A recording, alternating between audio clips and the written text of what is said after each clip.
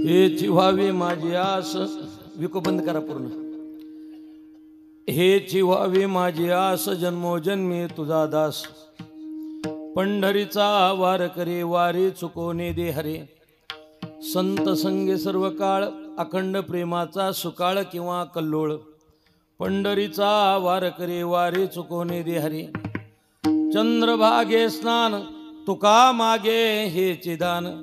पंढरीचा वार करे वारी चुकोने दे हरे. पांडुरंगा करू प्रथम नमन. पांडुरंगा करू पांडुरंगा करू प्रथम नमन. पांडुरंगा करू प्रथम नमन. दुसरे चरण संतांची दुसरे चरण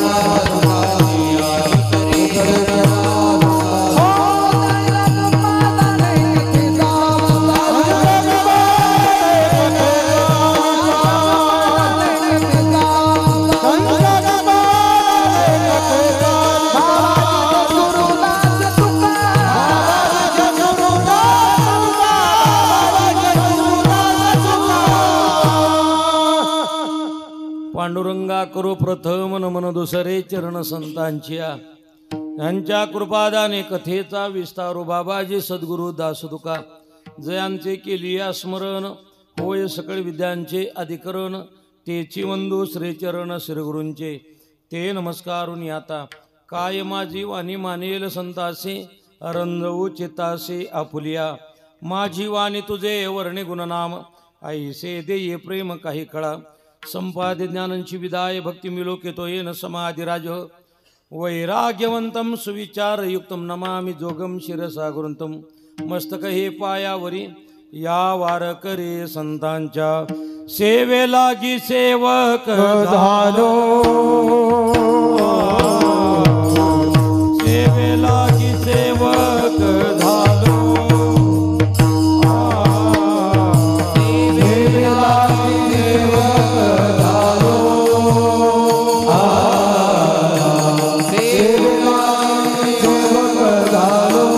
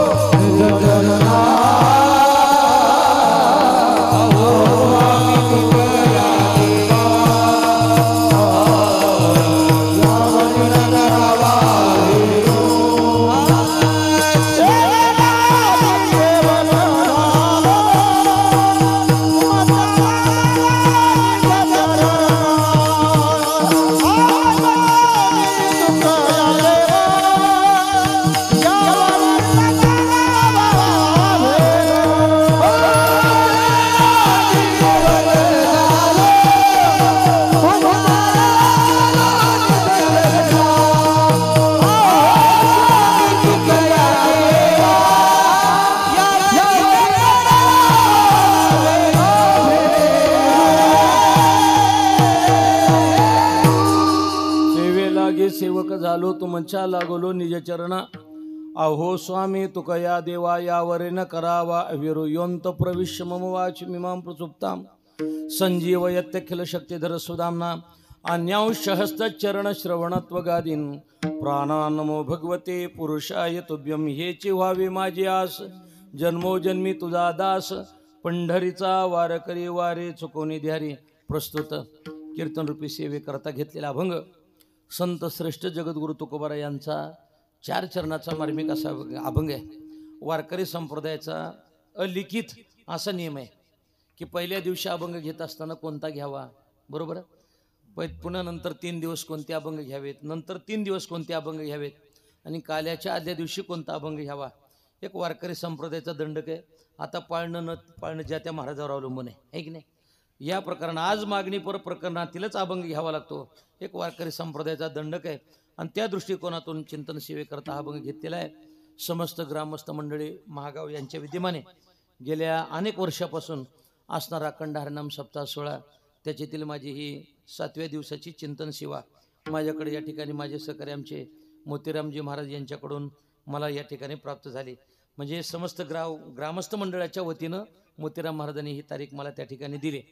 या परिसरामध्ये अनेक ठिकाणी मी आमच्या पौळ गुरुजीमुळे त्या ठिकाणी येण्याचा योग मला प्राप्त झाला. माझे सहकारी आमचे मृदंगवादक असतील, राम महाराज असतील, ही सर्व गायक वादक मंडळी, इकडे काही जुनी मंडळी आहेत, गायक वादक मंडळी आहेत, सर्वांच्या योगदानामधून हा उत्सव या ठिकाणी घडतोय.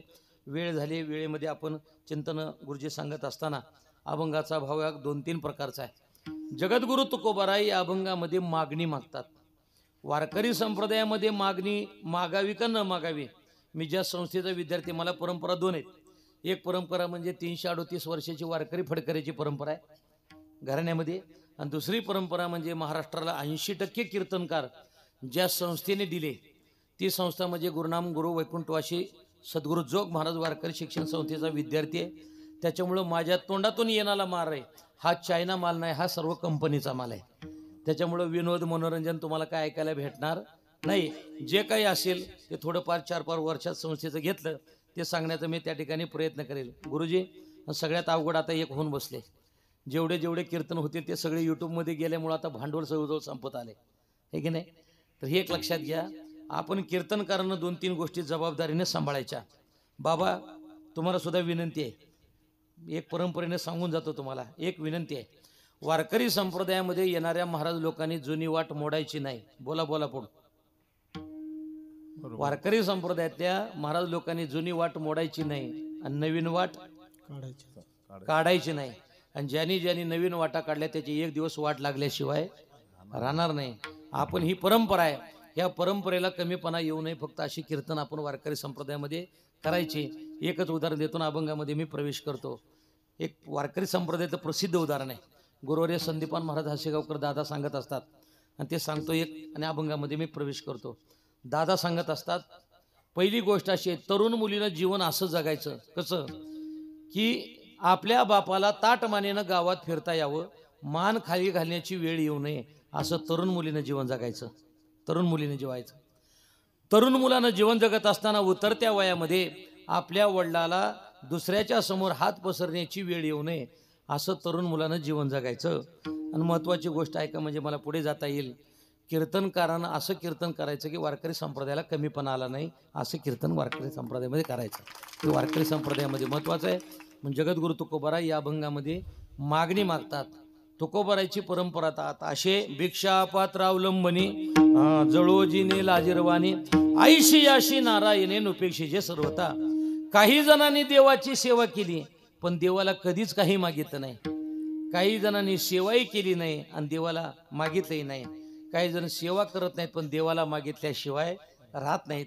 इथं उदाहरण देताना ज्या वेळेला भक्त प्रल्हादजीला भगवान परमात्मा प्रसन्न झाले आणि प्रल्हादजीला म्हणतात, प्रल्हादजी काहीतरी मागा ना आम्हाला तुम्ही.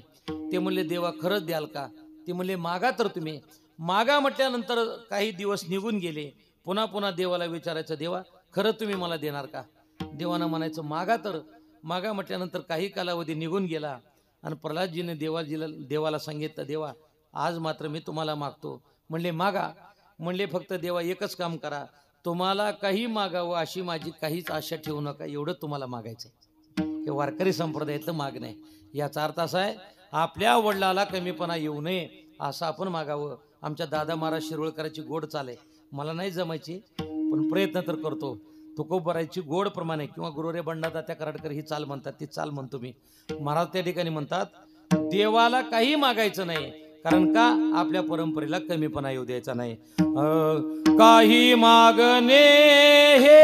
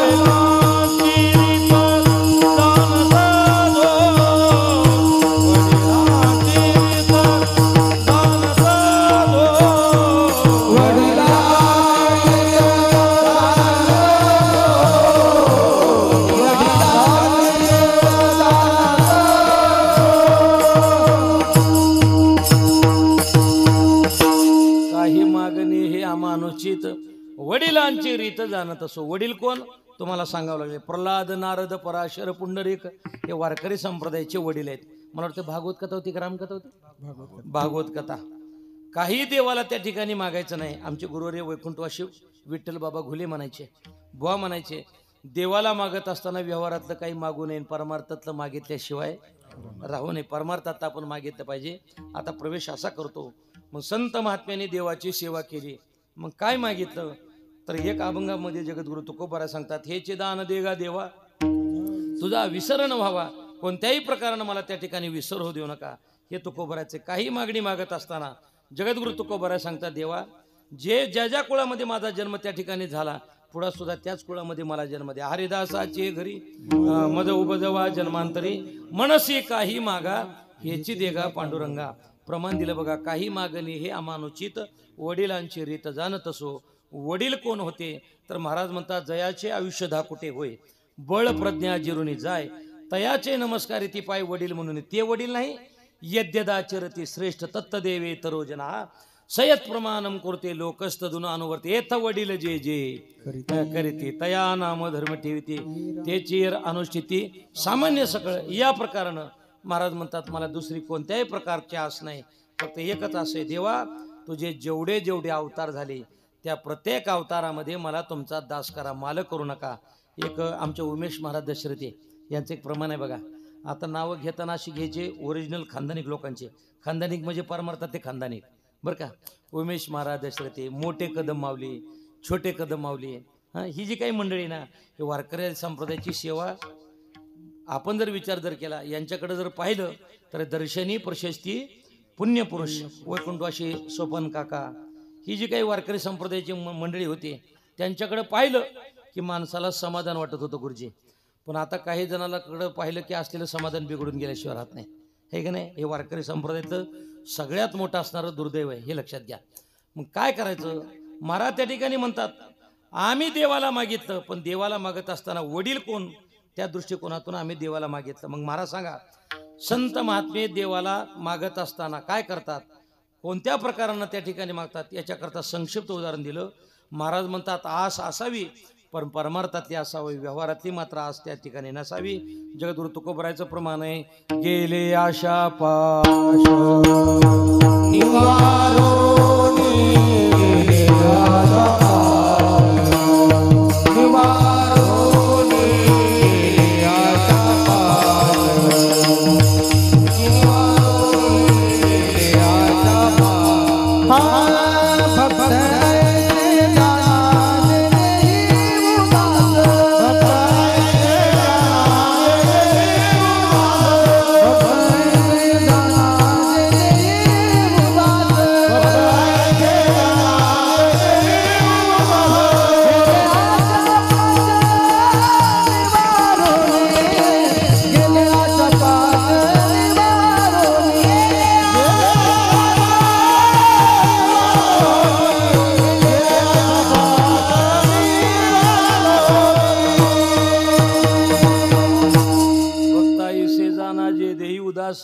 गेले आशा पाश निवारोने. महाराज म्हणतात, कोणत्याही प्रकारची आस नाही. एक त्याला दुसरं प्रमाण आहे. तुकोबाराय म्हणतात, आशा मारोनिया जयवंत व्हावे, तेव्हाची निघावे सर्वातून, नाही तरी सुखी असावे संसारी, फजेती दुसरी करू नये. आपली काय करावं. महाराज म्हणतात, प्रवास करत असताना ओझं कमी ठेवावं, बरं का. प्रवास करत असताना ओझं कमी ठेवावं आणि परमार्थ करत असताना आशा कमी ठेवावी. त्याचा फळ त्या ठिकाणी फळ प्राप्त झाल्याशिवाय राहत नाही. वारकरी संप्रदायामध्ये अशी काही मंडळी होऊन गेली की त्यांना देण्याकरता लोक आले, पण त्यांना आशा नसल्यामुळे त्यांनी ते परत पाठवलं. आमच्या गुरुनाम गुरु सद्गुरू जोग महाराज वारकरी शिक्षण संस्थेमध्ये सांगितलं जातं की आमचे जोग महाराज ज्या वेळेला नाशिकला गेले, नाशिकला गेल्यानंतर तिथले सारडा शेठ होते, त्यांनी ते सुटकेस भरून असे पैसे ठेवले आणि ठेवल्यानंतर महाराजांना सांगितलं, महाराज तुम्ही मला दररोज 1 तास ज्ञानेश्वरी सांगत जा. म्हणले सांगत जा, पण तुम्ही काय करा, तुमच्या एकट्याकरता मी ज्ञानेश्वरी सांगू शकत नाही, मग तुम्ही काय करा, समाजामध्ये येऊन बसत जा आणि माझ्याकडून ज्ञानेश्वरीचं चिंतन त्या ठिकाणी श्रवण करत जा. ते म्हणले, महाराज एक लक्षात ठेवा, तुम्ही मला ज्ञानेश्वरी सांगावी लागेल का, एवढे सुटकेस भरून मी पैसे आणलेत, तेवढे मी पैसे तुम्हाला देतो, पण माझ्याकरता दररोज 1 तास ज्ञानेश्वरी सांगत जा. आमच्या जोग महाराजांनी त्याच्यावर लात मारली. त्या सारडा शेठला अभिमान झाला होता पैशाचा आणि त्यांनी सांगितलं, महाराज तुमच्या आयुष्यात एवढे पैसे देणारा मनुष्य तुमच्या आयुष्यात पुन्हा कधी भेटणार नाही. आमच्या जोग महाराजांनी सांगितलं, एवढ्या पैशावर लात मारणारा जोग महाराज तुझ्या आयुष्यात पुन्हा कधी भेटणार नाही. लक्षात घ्या, ही कशाचा परिणाम आहे? गेले आशा पाश निवारोनी, संत महात्म्याची आशा पूर्णतः स्वरूपानं त्या ठिकाणी नाहीशी झाली असते. आता अभंगामध्ये प्रवेश करतो. तुकोबरायाने विचारलं, महाराज तुमची काय आस आहे?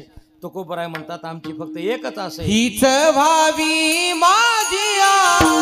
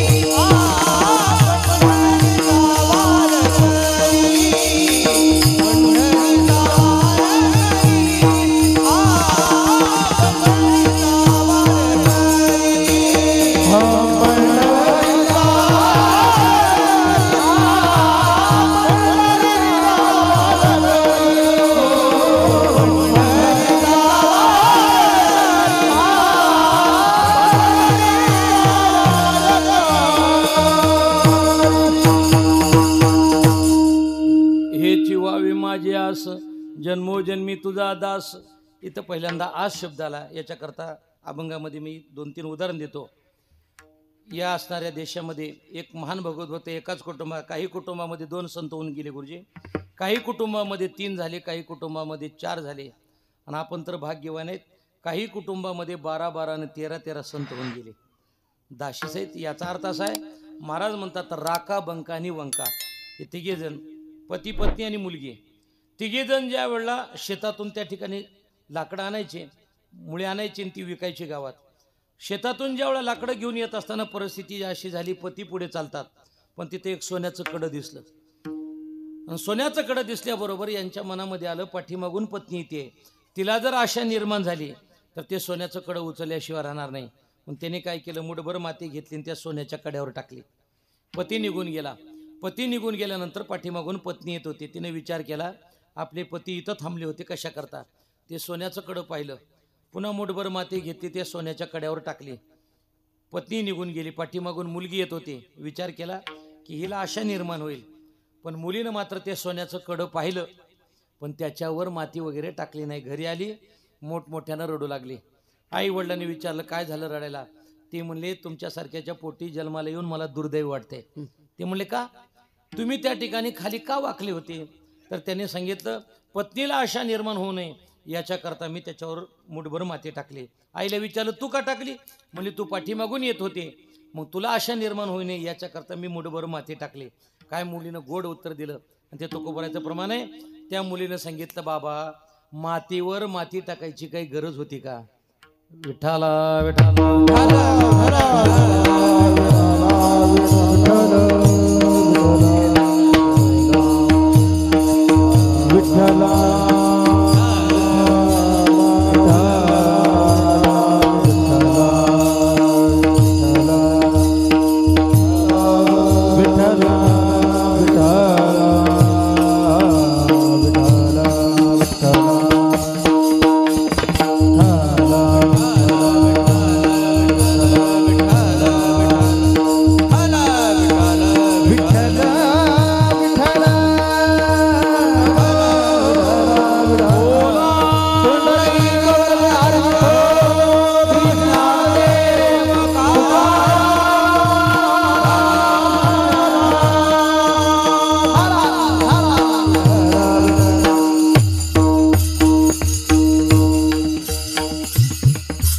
काही फडावर पद्धती अशी आहेत की ठोबा रुक्माई भजन झाल्यानंतर हार घालायचा. मला वाटलं तशी पद्धत आहे म्हणून आपलं शांत राहिलो मी. हे लक्षात घ्या. महाराज ज्या वेळा त्या मुलीनं सांगितलं बाबा त्या ठिकाणी मातीवर माती टाकण्याची काही गरज आहे का, याचं उत्तर तुकोबाराने दिलं. सोने रुपये आम्हा मृत्तिके समान माणिक पाषाण खडे. चला पुढे आपल्याला आपण जर विचार जर केला, एक जडोजी आणि मळोजी फार मोठे त्या ठिकाणी बंधू संत होऊन गेले. पंढरपूरच्या ओवरीमध्ये ज्या वेळा ते संत महात्मे राहत होते, पेशव्यांनी विचार केला की यांना आशा आहे का नाही पाहावे, म्हणून त्यांनी सोन्याच्या मोहरात तिथं आणून टाकल्या त्या ओवरीमध्ये.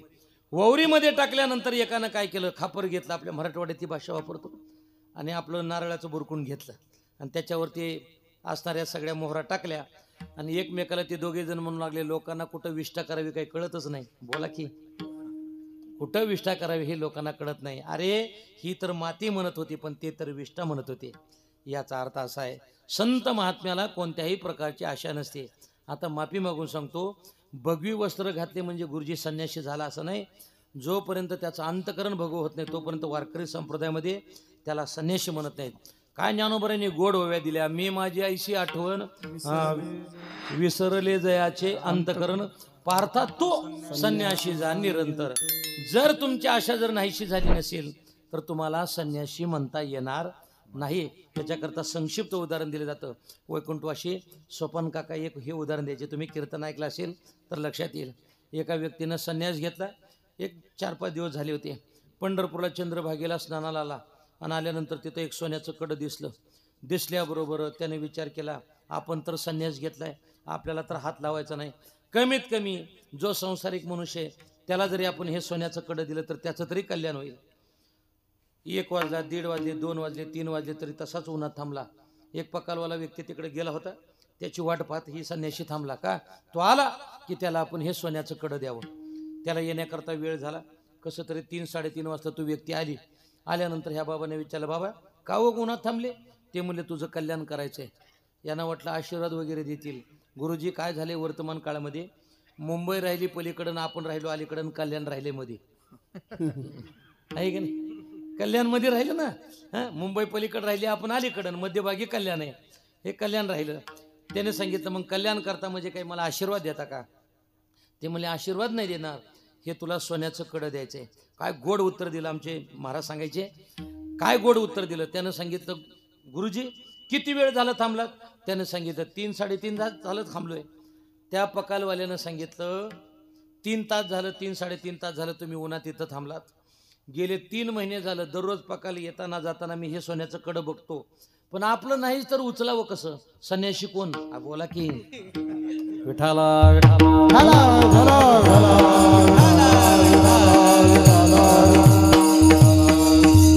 काम क्रोध बंदी खानी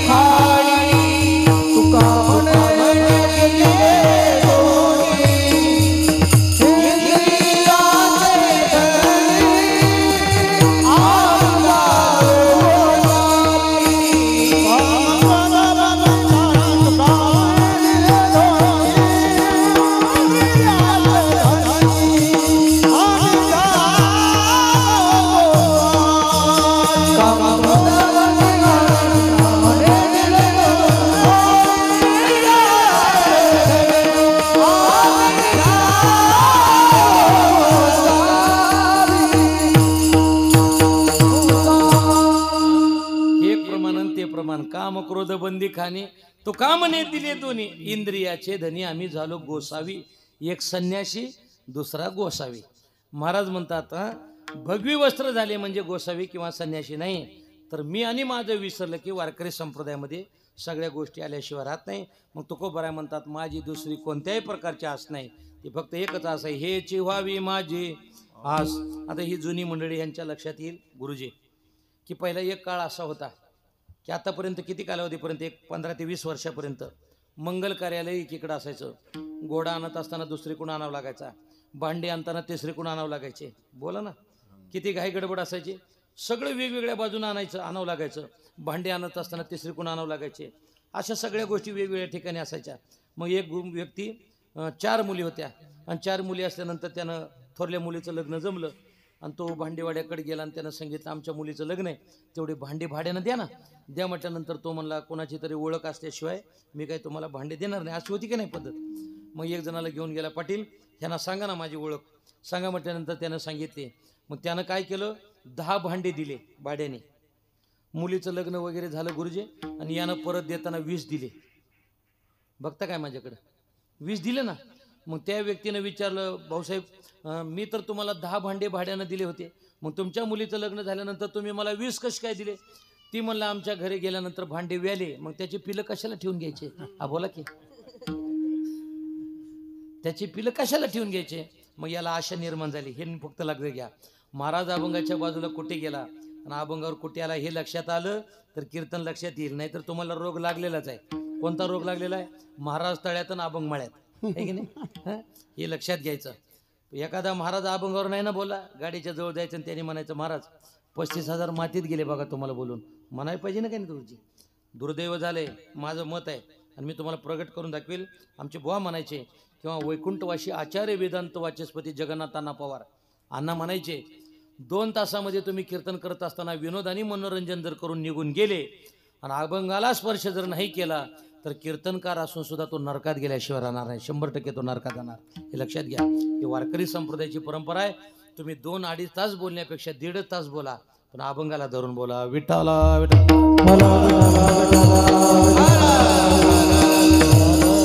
त्या पहिल्या मुलीच्या लग्नात जर्मनचे भांडे आणले, 10चे त्याने 20 दिले. याला आशा निर्माण झाली भांडे देणाराला. दुसऱ्या मुलीच्या लग्नात तो मला काही नाही कोणाची ओळख दाखवू नका, काही नाही. लगेच पितळेचे भांडे आणले, 10 भांडे दिले. मुलीचं लग्न झाले की लगेच म्हणत की 20 तरी कमीत कमी 20 परत दिले. तिसऱ्या मुलीच्या लग्नात यानं विचार केला आता आपण चांदीचेच भांडे बनवू का, परत येताना 20 येतात. तिसऱ्या मुलीच्या लग्नाच्या वेळेला यानं भांडे दिले भाड्याने आणि त्याने परत आणून दिले. आणून दिल्यानंतर काय असतं गुरुजी, एखाद्या व्यक्तीचा विश्वास बसण्याकरता अगोदर परत द्यावं लागतं है की नाही. एखादी व्यक्ती जर तुमच्याकडे आली आणि आल्यानंतर ती जर म्हणली ना काऊ मला पैसे काही व्याजाने देता का, आपण जर म्हणलं 5 रुपयानं होयच, 10 रुपयानं होय, 15 रुपयानं होय, कितीने बी होय म्हणत असेल ओळखायचं आता काही हे परत येणारे पैसे नाही तर असंच म्हणावं लागेल ना. मग त्यावेळेला 4थ्या मुलीच्या लग्नात मात्र सोन्याची भांडी तयार केले आणि त्याने दिले त्याला भाड्याने दिल्यानंतर त्या मुलीचं लग्न झालं. 1 दिवस झालं, 2 दिवस झाले, आठवडा झाला, 2 आठवडे झाले. बघता काय माझ्याकडे आता बघत राहा फक्त. हां 2 आठवडे निघून गेले, 3 आठवडे झाले, भांडे काही देईना. यानं विचार केला नका का व्याज देणं, कमीत कमी मुद्दल तरी परत द्यावं. तिथं गेला म्हणला भाऊसाहेब भांडे ते आम्हाला काय करा 10चे 20 देऊ नका, पण कमीत कमी माझे आहे ते भांडे तरी मला परत द्या. त्यानं मोठमोठ्यानं रडायला सुरुवात केली. ते म्हणला काय झालं सांगा तरी. ते मला सांगू वाटत नाही, सांगा तरी. ते म्हणला काय झालं आमच्याकडं कोरोना जास्त वाढला आणि कोरोनामध्ये तुमचे भांडे मेले. बोला की भांडे मेले. ती मला कसे काय मेले, जसे व्याले तसेच मेले म्हणला. परिस्थिती अशी आहे. याचा अर्थ असा आहे आशा निर्माण झाली की वारकरी संप्रदायामध्ये दुर्दशा झाल्याशिवाय राहत नाही. मग तुम्ही एकच काम करा, आशा कमी ठेवली की परमार्थामध्ये आनंद मिळाल्याशिवाय राहत नाही. मग हेची व्हावी माझी आस. मग पुढे काय करा, महाराज म्हणतात जन्मोजन्मी तुझा दास. आपण एखाद्या फडाचा एखाद्या मठाचा मालक होण्यापेक्षा त्याचा जर दास झाला तर वारकरी संप्रदायामध्ये त्याचा आनंद मिळत असतो. तुम्ही म्हणाल कसं काय मिळतो, वारकरी संप्रदायामध्ये रामायणामध्ये गोड उदाहरण दिलेलं आहे. तुम्ही मालक होऊ नका, तुम्ही त्या ठिकाणी दास व्हा. काय तुकोबराचं गोड प्रमाण आहे बघा. तुकोबराने विचारलं महाराज समजा जर तुम्हाला माझा दास नाही करता आला तर काय करणार. महाराज म्हणले तुमच्या दासाचा दास मज दास करे त्यांचा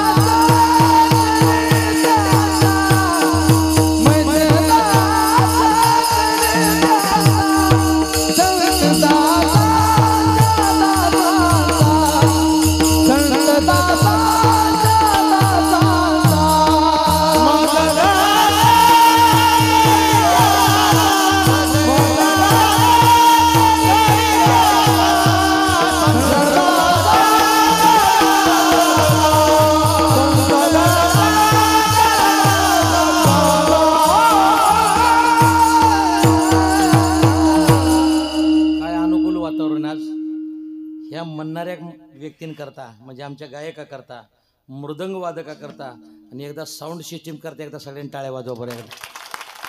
हां, नाहीतर आमच्या माऊलीच्या भाषेमध्ये बऱ्याच वेळा असं होतं, मोठा मांडव आत 5 पांडव असं होतं बऱ्याच वेळा, आहे की नाही.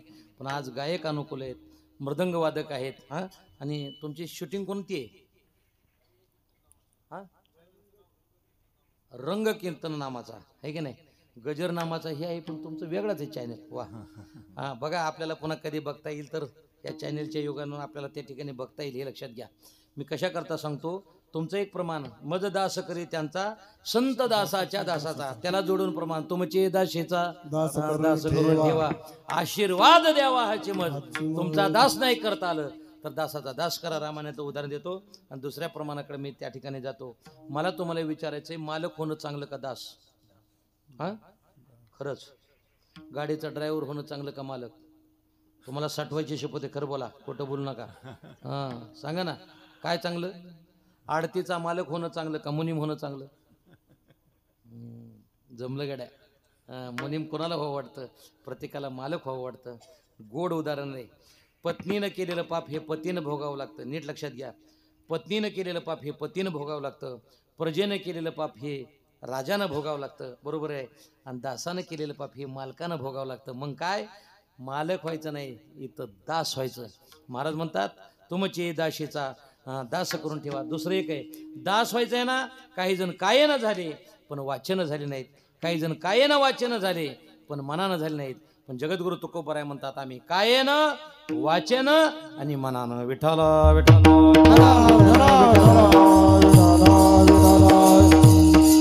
आया वाचा माने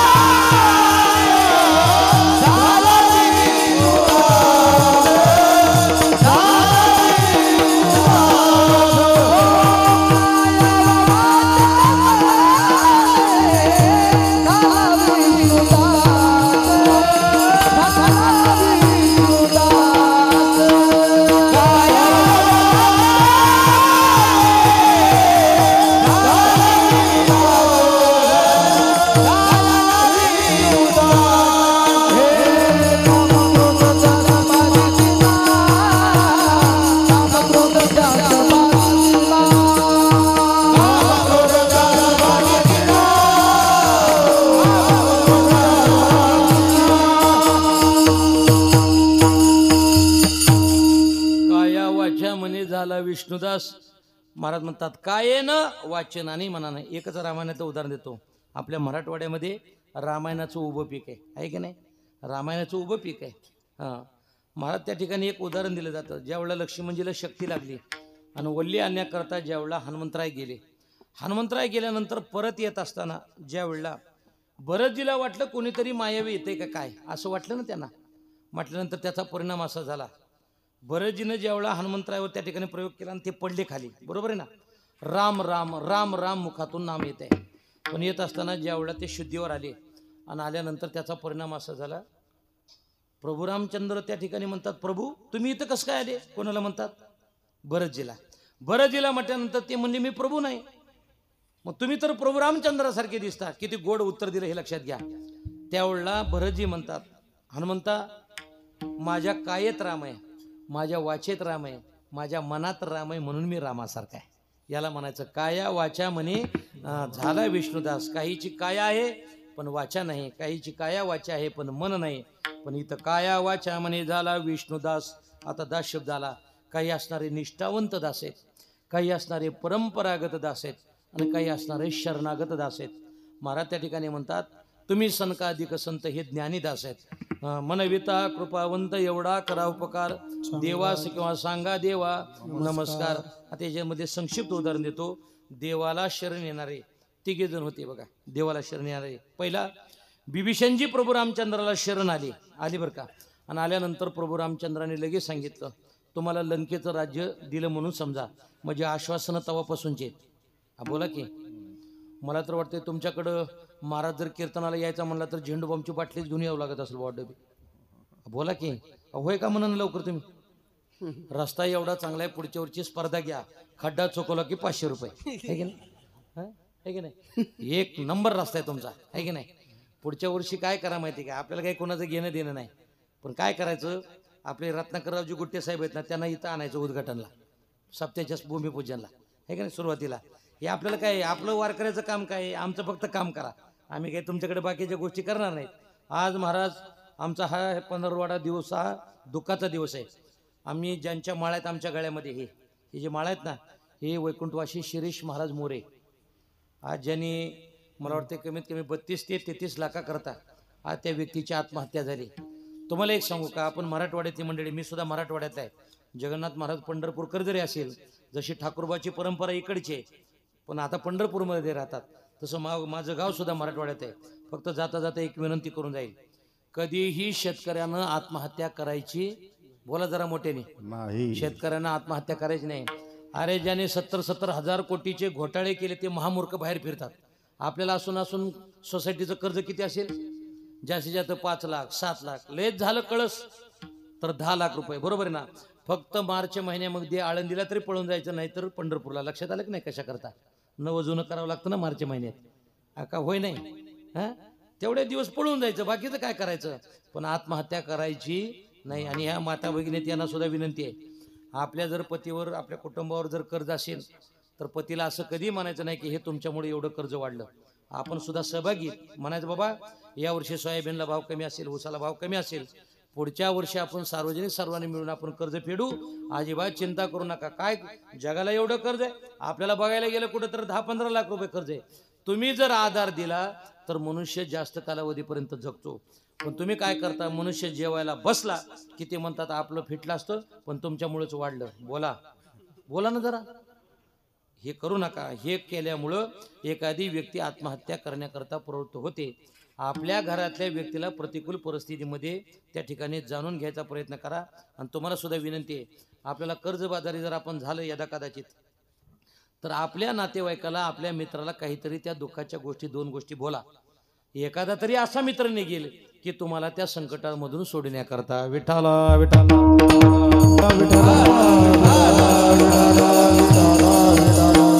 बिभीषणजी प्रभू रामचंद्राला शरण आले आणि शरण आल्यानंतर त्यांनी सांगितलं लंकेचं राज्य दिलं म्हणून समजा म्हटल्यानंतर आश्वासन दिलं.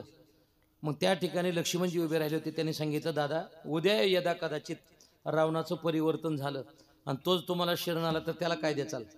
त्यावेळेला त्यांनी सांगितलं, वचननं मोडी बोलिले ते, रावण जर मला शरण आला तर अयोध्येची गादी अजून रिकामी, तिकडे त्यांना ट्रान्सफर केलं जाईल. बरोबर आहे ना? याचा अर्थ असा आहे, म्हणजे बिभीषणजी शरण येतात पण त्याच्या मोबदल्यामध्ये लंकेचं राज्य घेतात. सुग्रीव त्या ठिकाणी शरण येतात, त्याच्या मोबदल्यामध्ये किष्किंधेचं राज्य घेतात. आता या अभंगाकडं, हनुमंतराय देवाला शरण येतात आणि देव विचारतात, हनुमंता तुम्हाला काय पाहिजे? हनुमंतरायाने सांगितलं, मला देवा काही नको, मला फक्त जन्मांतराचा दास करा. आता इथं मुद्दा घ्यायचा आहे. प्रत्येक गावामध्ये फिरला तर रामाचं मंदिर नाही, प्रत्येक गावामध्ये गेला तर बिभीषणाचं मंदिर नाही, प्रत्येक गावामध्ये गेला तर सुग्रीवाचं मंदिर नाही, पण कोणत्याही गावात जा हनुमंतरायचं मंदिर नाही असं गाव नाही. मी कशा करता सांगतो, मालकाचं मंदिर नाही पण दासाचं मंदिर आहे, हे मला सांगायचं होतं. याचा अर्थ जन्मोजन्मी तुझा दास, आम्हाला त्या ठिकाणी दास करा. आणि ज्या गोष्टीची ज्याला सवय लागली तो मनुष्य त्या गोष्टीला सोडायला तयार नसतो. आपल्याकडे खाराची फोड येईल ना लक्षात? येईल का नाही गुरुजी? खराची फोड. आता लोणचं एवढं कशाला शुद्ध बोचलायचं पुणेरी मराठवाडी असताना आपण? हा, मला सांगा, ज्वारीच्या 2-3 भाकरी शिळ्या, त्याच्यावर हिरव्या मिरचीचा ठेसा, बरं का. आणि आपण शेतामध्ये गेलो, आणि शेतामध्ये गेल्यानंतर 12-1 वाजता भाकरी घेऊन गेलो, पण त्याने सांगितलं मला शिळ्या भाकरी आवडतात, शिळ्या भाकरी घेऊन ये. ताजंही नेलं होतं, शिळ्या 2-3 ज्वारीच्या भाकरी, त्याच्यावर हिरव्या मिरचीचा ठेसा घेऊन गेली. मग तिथं बिंदगी असते, बिंदगी शब्द बरोबर आहे ना माझा? हां, ती बिंदगी असते, आणि त्याच्यावर एक बारकं गाडगं असतं. पत्तीनं ती नेल्याबरोबर, आणि त्याच्यावर 2-3 खाराच्या फुडी होत्या त्याच्यावर ठेवलेल्या. ही तिथं गेला बरोबर ती बिंदगी अशी बाजूला केली, आडवी केली, या गाडग्यामध्ये पाणी घेतलं, कशी तरी हात धुतले, आणि हात धुतल्यानंतर जेवायला बसला. आणि जेवायला बसल्यानंतर परिणाम असा झाला, या 2, 2.5, 3 भाकरी, नंतर पुन्हा त्याच्यावरची असणाऱ्या हिरव्या मिरचा ठेसा, आणि जो पदार्थ संपत असतो ना त्याची शेवटी चवले लागते बघा, लागते का नाही? आता ती खाराची फोड असते का नाही, संपायला लागली. त्याचा काय झालं, जो गाभा होता तो संपला, राहिला कोयचा भाग. मग तिथं काय तांब्यान ग्लास आणि एवढं काय असतं का, ते गाडगं भरलेलं बारकं आहे का नाही? मग आपण काय करतो, मी करतो, तुम्ही करता का नाही मला माहिती नाही. हां, मग परिणाम असा झाला, ती खाराची फोड होती ना त्याची चव जास्त लागायला लागली. मग मनुष्य काय करतो, आता गाभा तर संपलेला आहे, कोयचा भाग तर राहिला आहे, मग काय करतो, गाडग्यात पाण्यात घाल, तोंडात घाल. पण बोला की करतो का नाही मला सांगता? जशी जशी त्याची चव लागेल तसं पुन्हा गाडग्यात घालतो, तोंडात घालतो का नाही? मग मला सांगा, ज्या खाराच्या फोडीची चव कळल्यानंतर त्याला जर लवकर मनुष्य सोडणार, मग ज्याला चरणाच्या शेवीची सवय लागली ती लवकर चरण सोडेल का? सांगा ना. जन्मोजन्मी तुझा दास. मग महाराज आम्हाला सांगा ना, आम्हाला जन्मजन्मांतराचा दास करा, पण पंढरीचा वार करी.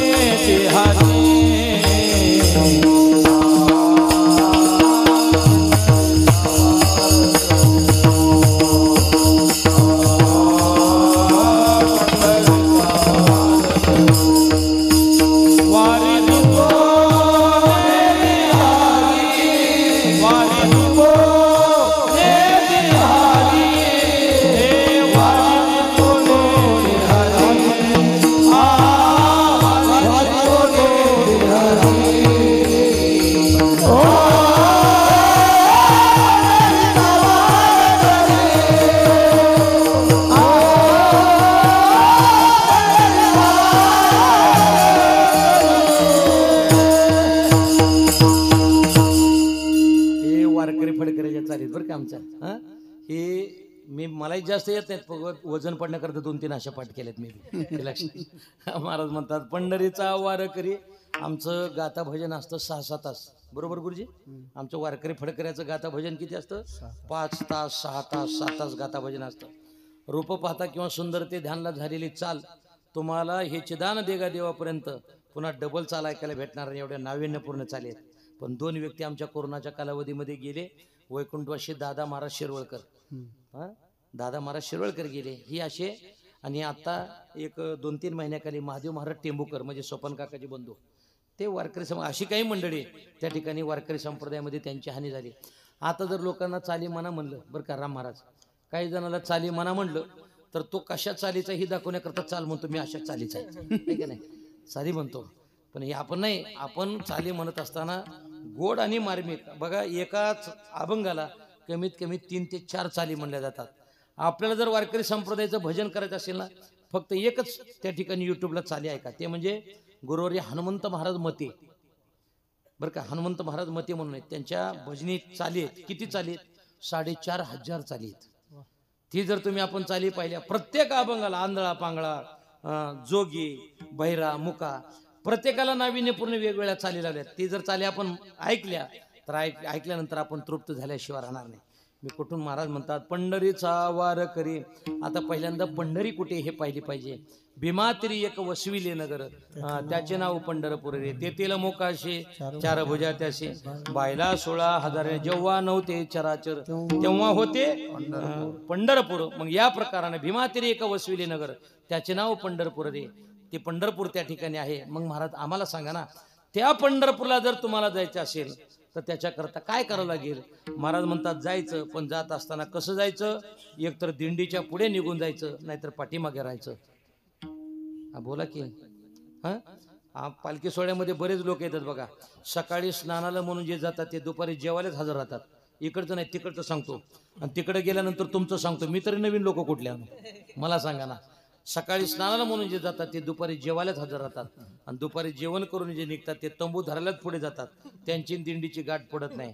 माफी मागून सांगतो, तुम्ही एक काम करा, तुम्हाला भजन नाही येऊ द्या, तुम्हाला चालीपाठ नसू द्या, तुम्हाला अभंग पाठांतर नसू द्या, फक्त श्रवण करा. श्रवणे कीर्तने झाले ते पावन, सनकाधिक जान परमभक्त.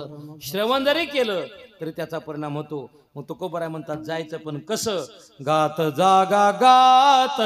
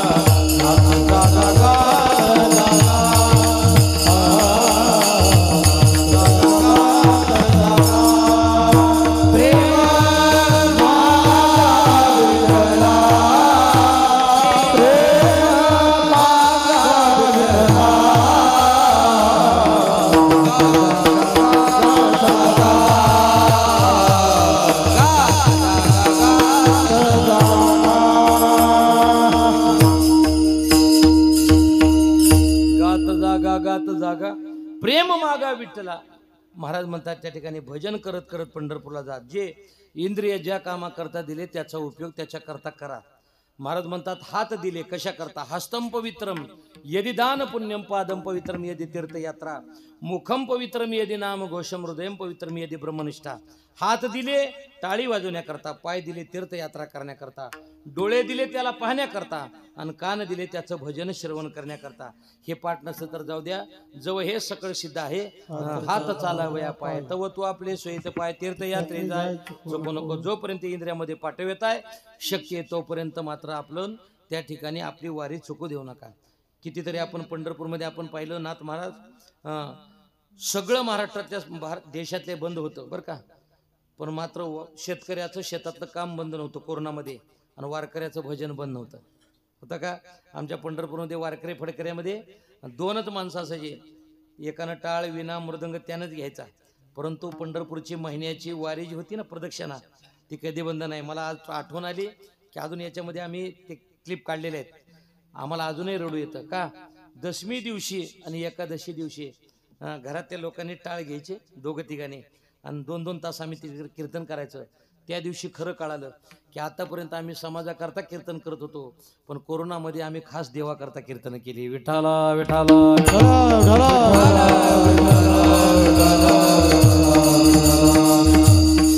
पण आपण वारकरी का श्रेष्ठ आहेत? तर आपण वारकरी त्याच्याकरता श्रेष्ठ आहेत. आपल्याकडे देव आहे, आपल्याकडे संत आहेत, आपल्याकडे तीर्थ आहे, आपल्याकडे ग्रंथ आहे, म्हणून आपण वारकरी संप्रदायातील श्रीमंत व्यक्ती आहेत. काही ठिकाणी देव आहे पण संत नाहीत, काही ठिकाणी देव संत आहेत पण तीर्थ नाही, काही ठिकाणी देव संत तीर्थ आहे पण ग्रंथ नाही. पण आमच्या तुकोबरांनी गोड प्रमाण दिलं की आमच्याकडे चंद्रभागा आहे, आमच्याकडे पुंडलिक आहेत. विठाला विठाला ऐसी चंद्रभागा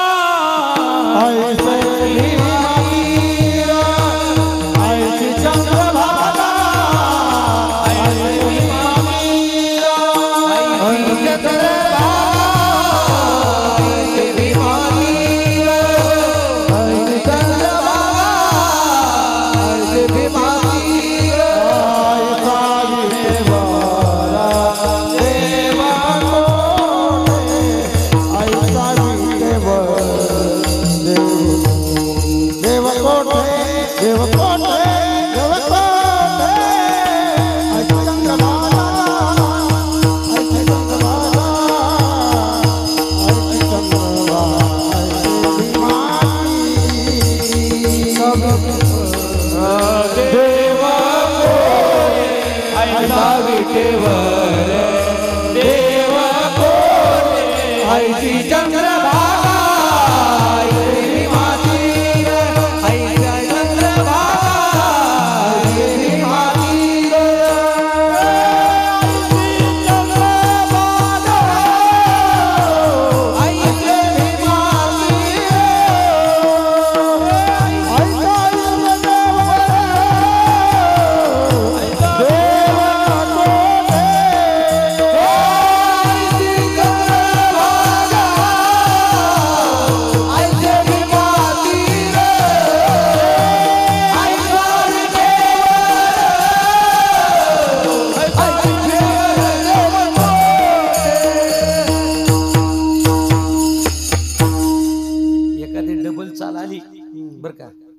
गुरुजी. एखादी डबल चालले की फक्त अंतरा बदलायचा, म्हणजे सख्खी बहीण आहे का चुलत बहीण आहे का मावस बहीण ओळखू द्यायची नाही, फक्त एवढं लक्षात घ्यायचं. महाराज म्हणतात आईशे चंद्रभागा आईशे भीमातीर आईसा विठेवरी देव कोठे. आपण श्रीमंत आहेत, माफी मागून सांगतो. आता तुम्हाला ते पटतं का नाही मला माहिती नाही. वारकरी संप्रदायाच्या कीर्तनकारांनी निवृत्ती ज्ञानदेव, सोपान मुक्ताबाई, एकनाथ नामदेव, तुकाराम, निळोबाराय आणि बहिणाबाई इथपर्यंत हे जे काही संत महात्मे आहेत ना, यांची वाणी ही प्रासादिक वाणी आहे. प्रासादिक म्हणजे आपण विचार करा, ही पिकलेली वाणी आहे, पवित्र वाणी आहे. यांचे प्रमाण कीर्तनामध्ये द्यायचे. आई माझी बाप माझा हे काही म्हणत बसायचं नाही. बोला की हे म्हणायचं नाही. आपण म्हणायचं लेकुराचे हितन जाणे माऊलीचे सकळ तीर्थाचे दुरे जे का माता पितरे तया शेविषे केर शरीर लोणकी जे. आता वारकरी संप्रदायाला काही जणांनी उत्तर ती कळा आणली, आणि ती कळा तर आता महाराष्ट्रामध्ये एक क्लिप फिरते बघा. एक गुरुरे संदीपान महाराज हासेगावकर यांची, आणि दुसरी पुंडलिक महाराज जंगले म्हणून आहेत, त्यांची क्लिप जर ऐकली असेल तर तुम्ही लक्षात घ्या. दुर्दैव असं झालं, थोडंसं बोलता यायला लागलं म्हणून कीर्तनकार वाढले. माफी मागून सांगतो गुरुजी, माझा जर दोष असेल तर मला मोतीराम महाराज, मारुतराव महाराज, सोपन काका मला माफ करणार नाही. मी कीर्तनामध्ये सांगून जातो, तुम्हाला जर कीर्तनकार व्हायचं असेल तर कीर्तनकारानं दररोज 1-2-3 गोष्टी पाळायच्या. सकाळी जेवढा स्नान झालं, आपली पूजा वगैरे झाली की गात्यातले 100 अभंग नित्यनेमाला दररोज वाचायचेच. ज्ञानेश्वरीच्या 100 वया नित्यनेमाला वाचायच्याच बरं का. विष्णू सहस्त्रनाम दररोज वाचायचं, आणि गीतेतला एक अध्याय वाचायचा. तुमची वाणी रसाळ झाल्याशिवाय राहणार नाही, समाजावर त्याचा परिणाम होईल. आपली वाणी रसाळ नाही. आपण काय करतो, हे गात्याचं चिंतन आपण करतच नाही. पंढरपूरची वारी आपण करतच नाही, कधी आळंदीला देऊला जात नाही. मग आपली वाणी रसाळ होण्याच्या ऐवजी ढसाळ झाल्याशिवाय राहत नाही. ढसाळ होईल ना वाणी, काय होणार आहे परिणाम मला सांगा. मी बऱ्याच वेळा कीर्तनामध्ये एक गोष्ट सांगत राहतो, संत महात्म्याच्या प्रमाणाला धरून, मला वाटतं म्हणून सांगत नाही. तुम्ही 10 महिने कीर्तन करा, 10 महिने कीर्तन करायचे, पण 2 महिने खास ज्ञानोबराय तुकोबराय करता द्यायचे. आषाढी वारीचा 1 महिना आणि कार्तिक वारीचा 1 महिना. अरे ज्या ज्ञानोबराय तुकोबरायच्या जीवावर 10 महिने आपण खातोय ना, त्यांची सेवा करायला 2 महिने द्यायला काय हरकत आहे सांगा ना. याचा अर्थ असा आहे, ज्यांना हे सेवा आपण सर्व समर्पित केलं किंवा त्यांच्यामुळं आपण जगतोय, त्यांना 2 महिने द्यायला काय हरकत आहे. आमची वारकरी फडकऱ्याची जर 1.5 महिना वारी असते. इकडून 17 दिवस ज्ञानोबराय तुकोबरायला आणायला जायला, पुन्हा तिकडं 17 दिवस इकडं आणायला, आणि पुन्हा परत वारी असते आमची फडकऱ्याची. पुन्हा ज्ञानोबराय तुकोबरायला तिकडं सोडण्याकरता पुन्हा जायचं.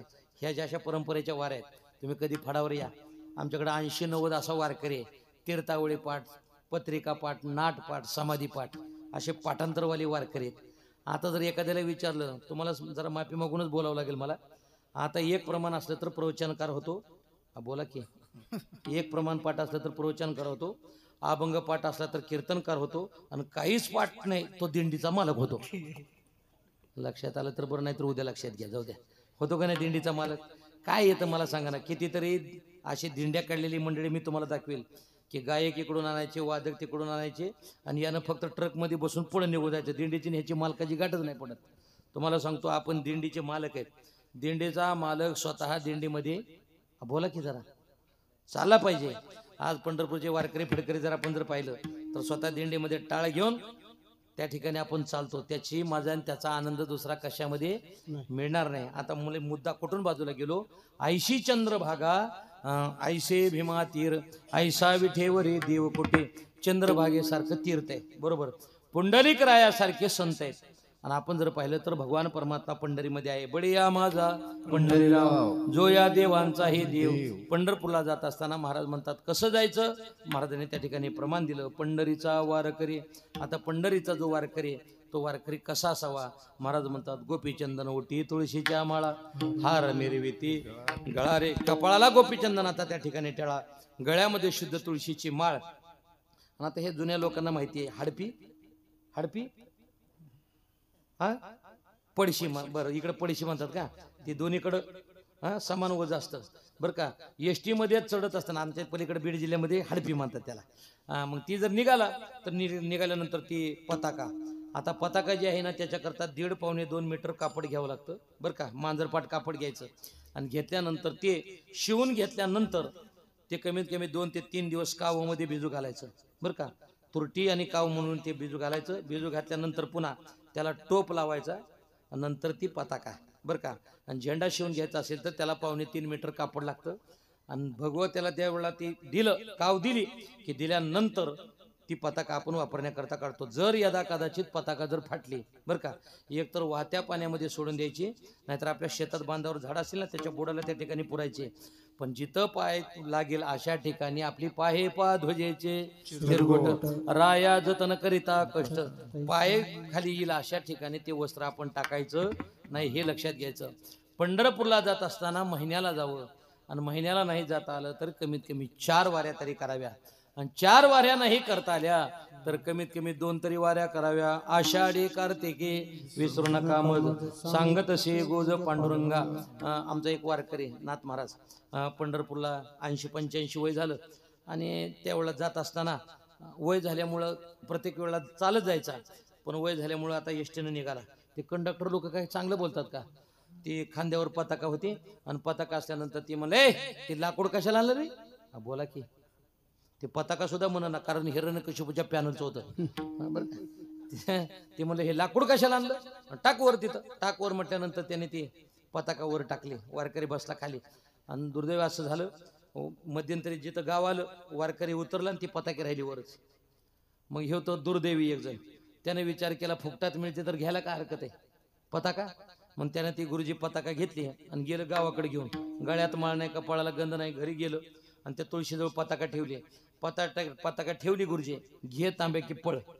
बघता काय माझ्याकडे, तांब्या घे की पळ, तांब्या घे की पळ. बायको म्हणली काय खाल्ले तुम्ही तांब्या घेतला की पळायला लागला. ती म्हणलं काही नाही ग बाई, ही म्हणलं ही पताकी विसरली होती एसटी मध्ये म्हणून मी आणली. ती जेव्हापासून आणली तेव्हापासून घे तांब्या की पळ, घे तांब्या की पळ. हा, कमीत कमी 5 तासामध्ये 5-25 वेळा ते जाऊन आलं.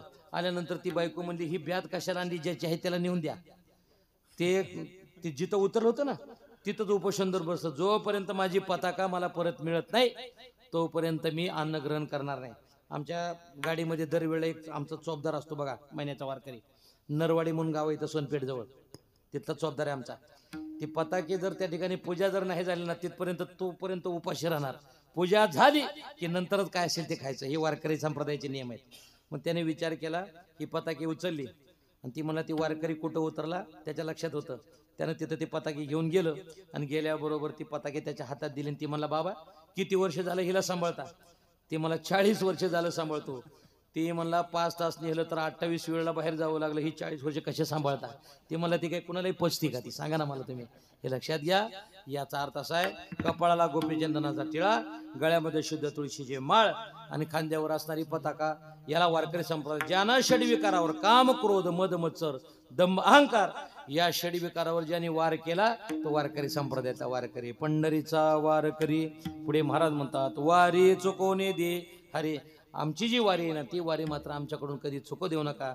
तुम्ही म्हणाल वारी करायची याने आणि देवाला चुकू नको असं का म्हणायचं? तर याचा अर्थ आहे नामदेवाचं प्रमाण आहे. नामा म्हणे केशवराजा किंवा केशराजा, केला नेम चालवी माझा. एक उदाहरण देतो, ठोबारुक मी भजन घेतो.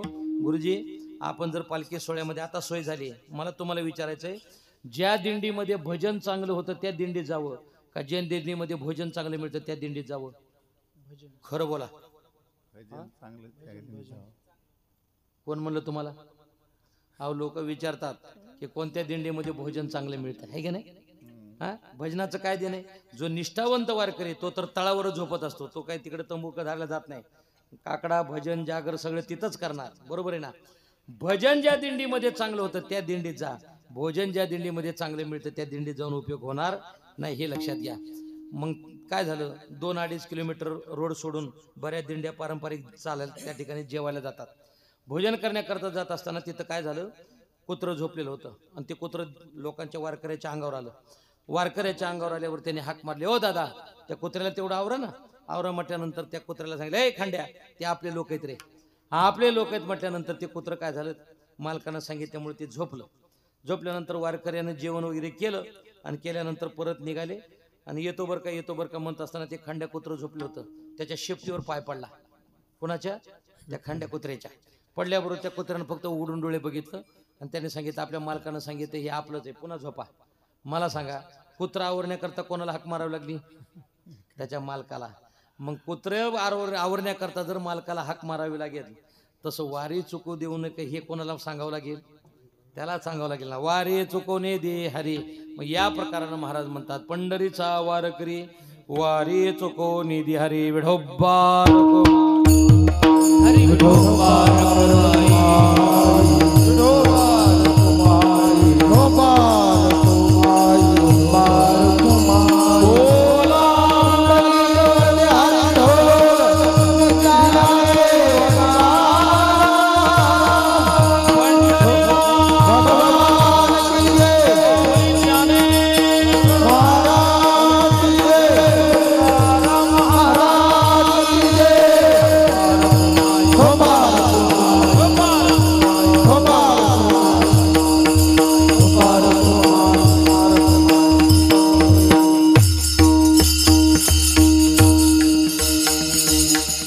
पंढरीचा वारकरी, वारी चुकवणे दे हरी. परंपरेनं काही उदाहरणं ऐकलेली आहेत की ज्यावेळेला संत श्रेष्ठ सेना महाराज पंढरपूरला वारीला गेले आणि पंढरपूरला वारीला गेल्यानंतर परिणाम असा झाला, आता पद्धत जरा बदलली. त्यावेळेला मात्र वस्त्राला जर लावायचं असेल तर त्याच्याकरता दगड असायचा, आहे की नाही? मग सेना महाराजांनी पंढरपूरला गेले आणि गेल्यानंतर ती एक चांगला दगड वाळवंटामध्ये दिसला. नाथ त्या सेना महाराजांनी तो काय केला, त्या पळशीमध्ये घातला आणि गावाकडे आले. गावाकडे आल्याबरोबर भगवान परमात्मा स्वप्नात आले आणि त्यांनी सांगितलं, महाराज ही काय वारी तुमची जमा धरली जाणार नाही. ती म्हणले का? तर म्हणले, तुम्ही काय वारीला थोडे आलेच होते, तुम्ही दगड न्यायला आले होते. बोला की, आता तुम्ही फक्त आपलं निरीक्षण करा फक्त, बरं का? हां, मला सांगा, आता त्यांनी जर फक्त दगड आणला तर त्यांची वारी पोच झाली नाही. मग आपण साडी आणा, कुठं गोंगड्या आणा, बांगड्या आणा, आपली कधी व्हायची सांगा की? आपली वारी पोच होईल का? दुसऱ्या वेळेला जाताना तो दगड घेतला, पंढरपूरला तिथं वाळवंटात नेऊन टाकल्याबरोबर देवानं गप्प बसावं का नाही? पुन्हा देव स्वप्नात आले. ती म्हणले, महाराज ही वारी जमा धरली नाही. ती म्हणले का? पहिली वारी दगड नेण्याकरता आणि दुसरी वारी दगड टाकण्याकरता, अशी परिस्थिती आहे. तसं महाराज म्हणतात, पंढरपूरहून तुम्हाला जर इकडे यायचं असेल तर एकच आणा, ज्ञानेश्वरी आणा, गाथा आणा, भागवत आणा, रामायण आणा. ते आणलं तर आपल्या कुळाचा त्या ठिकाणी उद्धार झाल्याशिवाय राहणार नाही. म्हणून महाराज पंढरीचा वारकरी, वारी चुकवणे दे हरी. मग महाराजांनी विचारलं, म्हणले, महाराज आम्ही पंढरपूरला जायचं, पण पंढरपूरला जात असताना संगती कोणाची करावी? महाराज म्हणतात, कोणाच्या तरी संगतीमध्ये जाण्यापेक्षा संत महात्म्याच्या संगतीमध्ये जर गेलं तर त्याचा परिणाम काय होईल? संत संगती सर्व काळ, संत संगती सर्व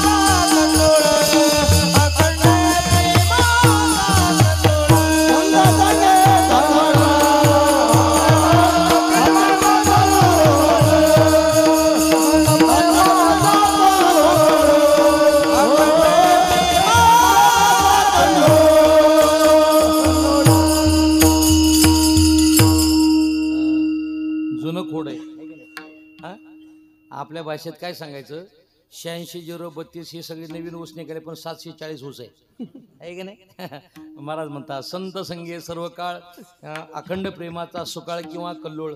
संत पहिली गोष्ट असे संत कोणाला म्हणावं हे वारकरी संप्रदायामध्ये आपण जर विचार जर केला संत त्याला म्हणा ज्यानं षडविकाराचा केला अंत वारकरी संप्रदायातले संत.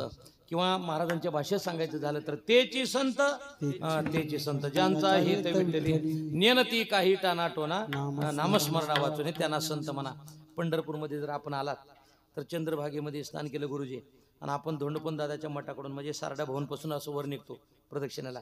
निघाल्यानंतर कोरोनाच्या कालावधीच्या अगोदर पंढरपूरमध्ये जे आंधळे पांगळे जे होते ना ते घाटावर बसलेले ते लोक म्हणायचे 5 रुपये द्या 10 रुपये द्या.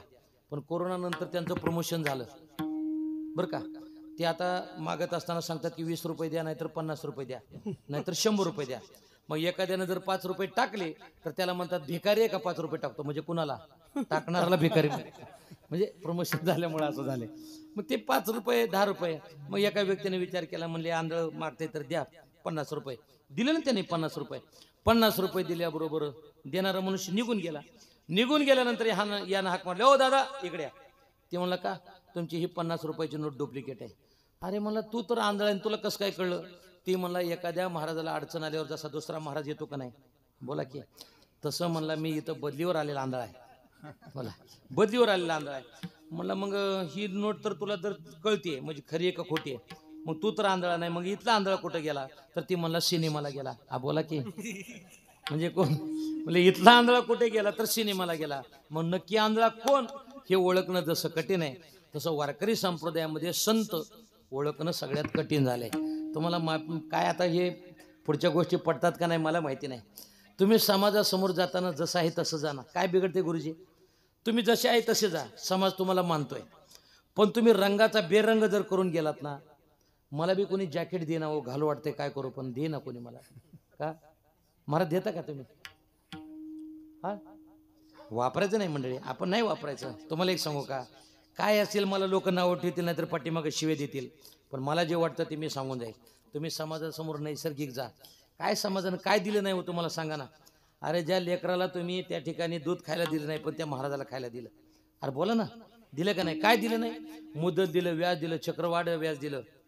माझं मत आहे समाजानं जर तुम्हाला सगळं दिलं असेल तर आपण असणारा सत्याचा मार्ग आणि आचरणाचा मार्ग कधी सोडू नका हे लक्षात घ्या. आपल्यावर जबाबदारी प्रत्येक गोष्टीची जबाबदारी. आपण काय होतं एक शिक्षक बिघडला तर विद्यार्थी बिघडेल. एक शिक्षक बिघडला तर विद्यार्थी बिघडेल. एखादा डॉक्टर बिघडला तर एखादा पेशंट मरेल. एखादा इंजिनियर बिघडला तर त्याच्या युगाने एखादी इमारत पडेल. पण ज्या दिवशी धर्मप्रचारक बिघडेल त्यावेळेला देशाचं वाटोळ झाल्याशिवाय राहणार नाही. लक्षात घ्या धर्मप्रचारक तुमच्या आमच्यावर जबाबदारी. याचा अर्थ असा आहे मोठ्या लोकांकडे बघून परमार्थ लोक करत असतात हे लक्षात घ्या. आमचे वैकुंठवासी गुरुनाम गुरु बंकट स्वामी महाराज भजन करायचे काकडा करायचे आणि काकडा पाण्या ऐकण्याकरता बालगंधर्व तिथे यायचे आणि आल्यानंतर तो काकडा ऐकायचा आणि काकडा ऐकल्यानंतर ते परत जात असताना त्या बालगंधर्वचे शिष्य त्या ठिकाणी बंकट स्वामी महाराजाकडे आले आणि त्यांना सांगितलं महाराज आमचे गुरुजी तुमचा काकडा ऐकायला येतात मग तुम्ही आमच्याकडे कधीतरी या की. हा बोला की तुम्ही आमच्याकडे कधीतरी या की. काय बंकट स्वामी महाराजांनी गोड उच्चारलं. त्यांनी सांगितलं बाबा मी जर तुमच्याकडे आलो तर माझ्या पाठीमागे येणारा लाखो समाज बिघडल्याशिवाय राहणार नाही. आपल्यावर जबाबदारी मंडळी. आपण जर व्यवस्थित राहिलं तर राहिल्यानंतर समाज सुद्धा व्यवस्थित राहतो. पण धर्मप्रचार बिघडला तर मात्र पाठीमागचे लोक त्या ठिकाणी बिघडल्याशिवाय राहत नाही याच्याकरता सांगितलं. तसं महाराज त्या ठिकाणी म्हणतात संत संगे सर्व काळ किंवा संघ सर्व काळ अखंड प्रेमाचा सुकाळ किंवा कल्लोळ बैसता चोरापाशी तैशी होय बुद्धी देखताची चिंदी मन धावे. वैकुंठवासी गुरु विठ्ठल बाबा घुले म्हणायचे ज्याच्या संगतीमध्ये बसल्यानंतर माणसाला नामस्मरण करावं वाटतं त्याची संगती करा. ज्याच्या संगतीमध्ये माणसाला पंढरपूरला जावं वाटतं त्याची संगती करा. आणि ज्याच्या संगतीमध्ये चांगले विचार सुचतात त्याची संगती करा. पण ज्याच्या संगतीमध्ये चोरी करावी वाटते ज्याच्या संगतीमध्ये व्यभिचार करावा वाटतो आणि ज्याच्या संगतीमध्ये भ्रष्टाचार करावा वाटतो त्याची संगती मात्र करू नका. या प्रकारानं संत संगे सर्व काळ आपण संताची संगती करणं हाच वारकरी संप्रदायाचा पर्व काळ आहे. किंवा भगवंताचं नामस्मरण मुखामध्ये येणं हेच वारकरी संप्रदायामध्ये पर्व काळ आहे. म्हणून संत संगे सर्व काळ अखंड प्रेमाचा सुकाळ किंवा कल्लोळ एक गोड प्रमाण आहे बघा. संत महात्मे देवाला मागत असताना काय मागतात तर त्याच्याकरता प्रमाण दिलं. करोनी उचित करोनी उचित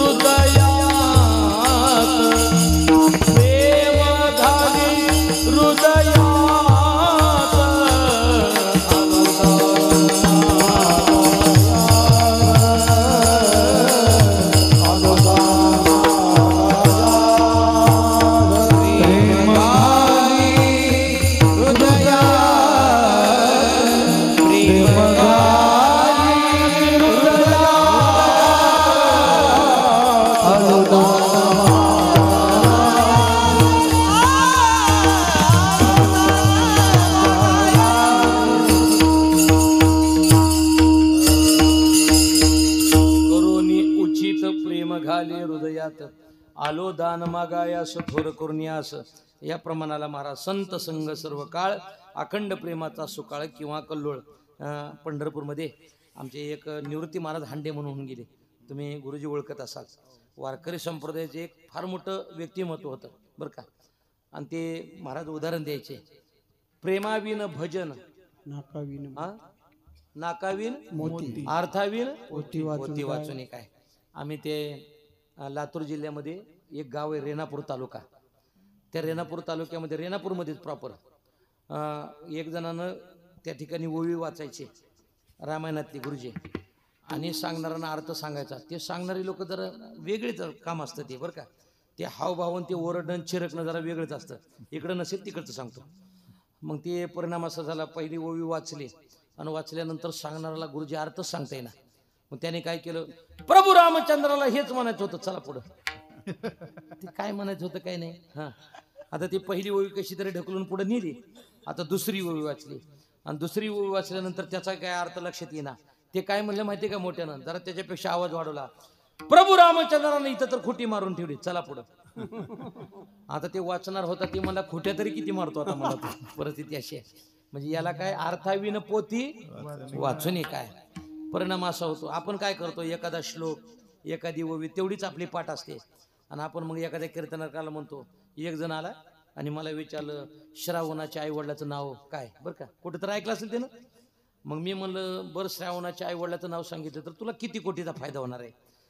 म्हणजे काय करतात, काही लोक भावना म्हणून विचारतात आणि काही लोक परीक्षा घ्यायची म्हणून विचारतात. ज्यानं परीक्षा घ्यायची म्हणून विचारलं त्याला कधीच सांगायचं नाही. त्याला म्हणायचं आपल्याला काही माहित नाही, तुमचे इतका बुद्धिवान आपण काय नाही हे म्हणायचं. आपण मोकळ्या मार्गाने सुटून जायचं. महाराज त्या ठिकाणी प्रेमाविन भजन पुढे नाखाविन मोती.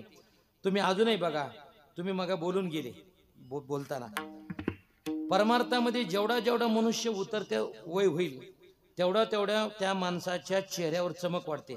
ब्रह्मचारी जीवन जर असेल ना, त्याच्या चेहऱ्याकडे जर बघितलं तर त्याच्यावरचं चेहऱ्यावरचं जे तेज असतं ना ते आगळ्या वेगळ्या प्रकारचं असतं. बघा तुम्ही काय होतं, परमार्थातला मनुष्य जसा जसा म्हातारा होईल तसं तसं चेहऱ्यावर तेज येतं, चमक येते. येते का नाही, कशाची, ब्रह्मचारीपणाची. म्हणजे त्याच्या चेहऱ्यावर चमक येते. ब्रह्मचारी मनुष्य जसा जसा म्हातारा होईल तशी तशी त्याच्या चेहऱ्यावर चमक येते. आणि संसारातला मनुष्य जसा जसा म्हातारा होईल तशा चमका निघतात. गुडघ्यातून चमक निघ, पाठीतून चमक निघ, हे की नाही, पोटात चमक निघ, अशा चमका निघायला चालू होतात. म्हणजे तिकडं चमकतं आणि इकडं चमका निघायला चालू होतात. म्हणजे हे दुर्दैवाच्या गोष्टी आहेत. तुम्ही अजून बघा, ब्रह्मचारी जीवन जर तेजस्वी जीवन आहे, फक्त हे जीवन आपण फक्त व्यवस्थित जीवन जगलं पाहिजे. तुम्हाला एक सांगू का, आपण विश्वासास पात्र जर एकदा समाजाच्या झालो ना तर एकच लक्षात ठेवायचं, पिकलेला आंबा समाजाच्या कामाला यावा. आणि पिकलेला आंबा जर त्या उतरत्या कालावधीमध्ये जर नासला ना त्याच्या इतकं दुर्दैव दुसरं कोणतं नाही. विठाला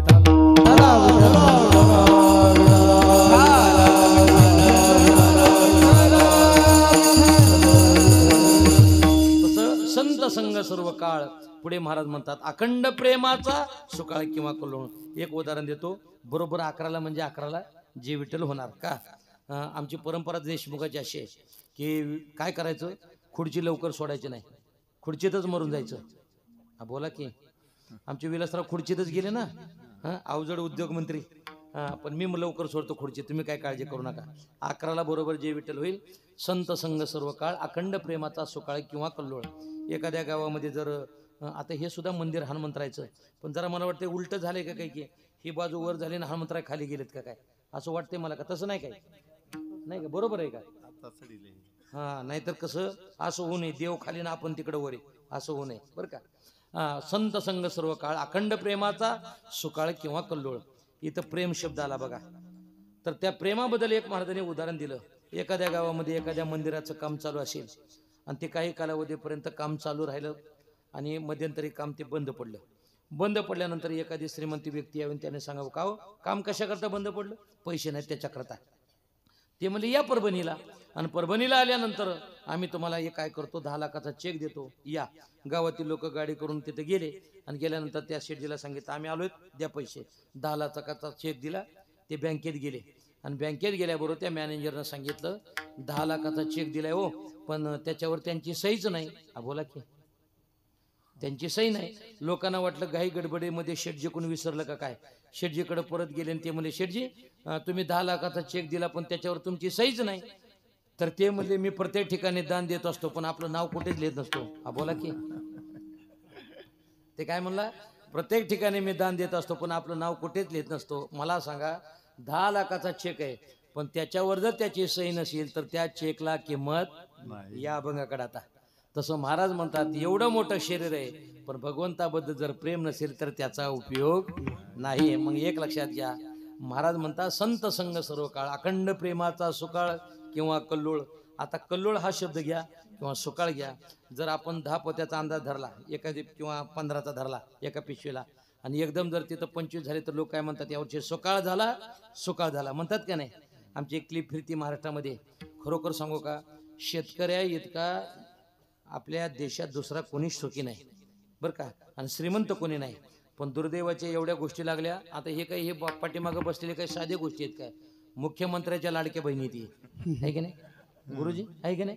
आपलं काय, मी बी गेलतो भरायला बरं का अर्ज घरचा, पण काय झालं त्या गाडीमुळे माझ्या भरता आला नाही.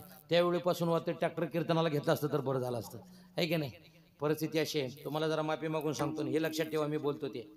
आम्हाला शेतकऱ्याला लाडक्या बहिणीची, लाडक्या भावाची, लाडक्या आजोबाची अजिबात गरज नाही. आम्हाला गरज आहे ती फक्त कशाची तुम्हाला सांगू. आम्हाला 1,000 आणि 1,500, अरे 7,000चं सोयाबीन जर तुम्ही 4,500 घेत असाल आणि आमचेच पैसे आम्हाला देत असाल, काय आनंद आहे त्याच्यामध्ये सांगा ना तुम्ही. मी फक्त ही सांगतो तेवढं आयुष्यभर लक्षात ठेवा. आम्हाला लाडकी बहीण नको, लाडका भाऊ नको, फक्त माझ्या उसाला, कापसाला आणि सोयाबीनला व्यवस्थित भाव द्या. आमच्या इतका जगात दुसरा श्रीमंत कोण नाही. कोण श्रीमंत, काय करायचं आम्हाला.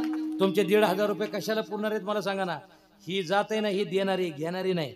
तुम्ही जरा सांगतो आणि भजन घेतो पुढचं. मला सांगा, इकडून जर पुण्याकडून गाडी इकडे निघाली, कुठं शिंगणापूर फाट्याकडं निघाली आणि जाताना मग एक व्यक्ती तिथं, आपण कोटा म्हणता का गोटा म्हणता तुम्ही, गोट्यावर तिथं धार काढत होता आणि पत्नी तिथं स्वयंपाक करत होती. तितक्यात ती एसटी पंक्चर झाली आणि पंक्चर झाल्यानंतर त्या एसटी मध्ये भरलेली एसटी पूर्ण लोकांनी, आणि ते लेकरू रडायला लागलं. तितक्या शेतकऱ्याचं लक्ष गेलं आणि शेतकऱ्याचं लक्ष गेल्याबरोबर शेतकऱ्याने विचारलं, का हो कुठे जायचंय. ते म्हणजे शिंगणापूर फाट्यावर. तसंच आम्हाला परभणीला जायचंय पण गाडी पंक्चर झाली आणि लेकरू काही रडायचं थांबे नाही. हे काय म्हणतं पत्नीला, योग ह्याच्याला ताजं दूध घे, पडदिशी तापव आणि त्या लेकराला बोला की पाजण्याकरता दे. दे म्हटल्यानंतर ती देते. पुन्हा काय म्हणते ते, एखादी बिस्लरीची बाटली मोकळी आहे का बघ पाण्याची आणि त्याच्यात भरून ते दूध दे, म्हणजे परभणीपर्यंत त्या लेकराला जा बरं शिंगणापूर फाट्याला दूध मागा बरं. बोला की अरे ही देणारी जाते, ही काही घेणारी जाते का मला सांगा ना. आपला शेतकरी हा प्रत्येकाला देणारा आहे. गुरुजी तुम्ही एक लक्षात घ्या, आपल्याकडं हरभरा आला म्हणजे ढाळे आले तर आपण वानवळा म्हणून आपल्या एखादा मित्र परभणीला असला तर त्याला घेऊन जातो का नाही. गाजर असले तर वानवळा म्हणून घेऊन जातो. गुरुजी तुमचा असा काही एखादा मित्र आहे का सोनार, त्यानं 1 किलो सोनं वानवळा म्हणून दिलं तुम्हाला, देतं का. देत नाही ना. म्हणजे आपण वानवळा म्हणून देतो पण तो मात्र आपल्याला देत नाही. हे लक्षात घ्या. देणारी जात ही फक्त शेतकरी आहे, ही लक्षात घ्या. मी कशा करता सांगतो. संत संग सर्व काळ, अखंड प्रेमाचा सुकाळ किंवा कल्लोळ. मग त्यांनी सांगितलं मी नाव कुठे लिहित नाही. जर यदा कदाचित चेकवर सही नसेल तर त्या चेकचा उपयोग नाही. तसं भगवंताबद्दल जर प्रेम नसेल तर या शरीराचा काही त्या ठिकाणी उपयोग नाही. संत संग सरोकाळ अखंड प्रेमाचा सुकाळ किंवा कल्लोळ चंद्रभागे स्नान चंद्रभागे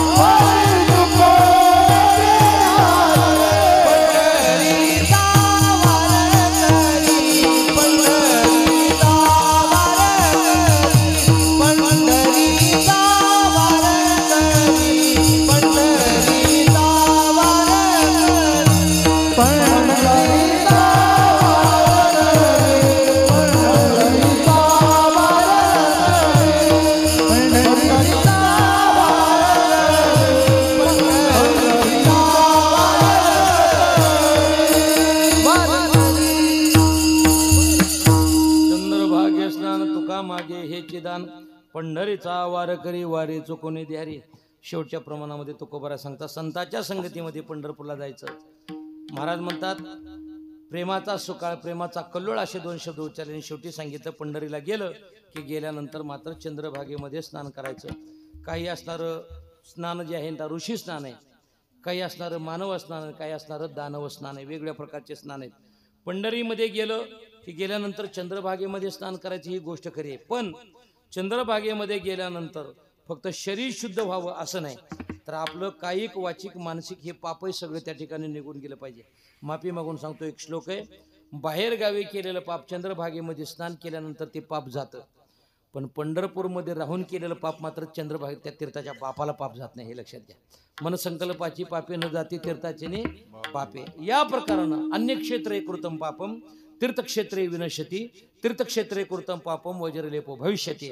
बाहेर गावी केलेलं पाप चंद्रभागेमध्ये जातं, पण पंढरपूरमध्ये राहून केलेलं पाप मात्र त्या ठिकाणी जात नाही. मग काय करा, चंद्रभागेमध्ये आपण त्या ठिकाणी स्नान करा.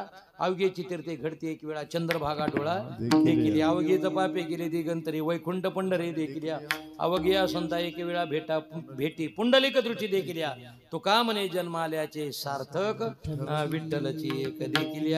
या प्रकारानं देव आहे, तीर्थ आहे, संत आहे, ग्रंथ आहे, पण आपल्या जीवनामध्ये सुद्धा आपण एकच काम करायचं, आणि ते जर काम कोणतं असेल तर भगवंतानं आपल्याला हे शरीर दिलं तर पंढरपूरची वारी, आळंदीची वारी, देहूची वारी आपल्या जीवनामध्ये त्या ठिकाणी चुकू नये.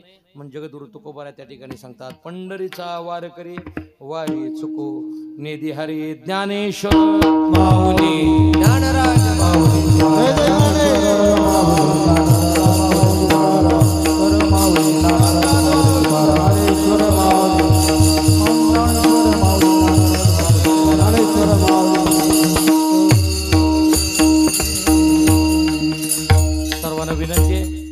सर्वांनी एकदा हाताने टाळी आणि मुखानं प्रेमपूर्वक वारकरी फडकऱ्याच्या नियमानुसार जगद्गुरु तुकोबाराचं भजन करा. एक आता इथं पहिलंच कीर्तन आहे आपलं, म्हणून एक उदाहरण देतो. ज्या व्यक्तीला ज्ञान प्राप्त करून घ्यायचे त्यानं आळंदीला ज्ञानोबाराकडे जा. ज्ञानदेव ज्ञानदेव म्हणता ज्ञानदेव देतो, वासुदेवची होतो अखंड वदनी व देतो. ज्ञान प्राप्त करून घ्यायचं असेल तर आळंदीला जा, वैराग्य प्राप्त करून घ्यायचं असेल तर देहुला जगद्गुरु तुकोबराकडे जा, भक्ती प्रेम मिळवायचं असेल तर पंढरपूरला किंवा आपल्या नरसीला त्या ठिकाणी नामदेवरायकडे या बरं का. त्याच्या पुढे शांती प्राप्त करून घ्यायचं असेल तर पैठणला आमच्या नाथ महाराजाकडे जा. आणि श्री गुरुवर श्रद्धा कशी असावी हे जर पाहायचं असेल तर पिंपळनेरला निळोबरायकडे जा. आणि ज्याच्या जीवनामध्ये काहीच करायचं नाही त्यानं मात्र गावीच मारा, तिकडे ताप द्यायला येऊ नका हे लक्षात ठेवा, हे मात्र महत्वाचं आहे. म्हणून तुम्हाला विनंती आहे, ह्या सर्व साधू संतांचं भजन करत असताना आमचे गुरुवर्य पुंडलिक महाराज देवकर एक भजन करत असतात, गोड भजन. फक्त मृदंगाचार्य टाळकरी सर्वांना विनंती आहे, मृदंग वडून वाजवायचा, टाळ वडून वाजवायचे आणि गोड असं भजन करायचं. आणि अंतर्गत तुकाराम तुकाराम भजन झालं की अंतर्गत निवृत्ती ज्ञानदेव सोपान मुक्ताबाई एकनाथ नामदेव तुकाराम हे भजन करायचं. तुकाराम तुकाराम तुकाराम, टाळी वाजवा, हात वर करा, हात वर.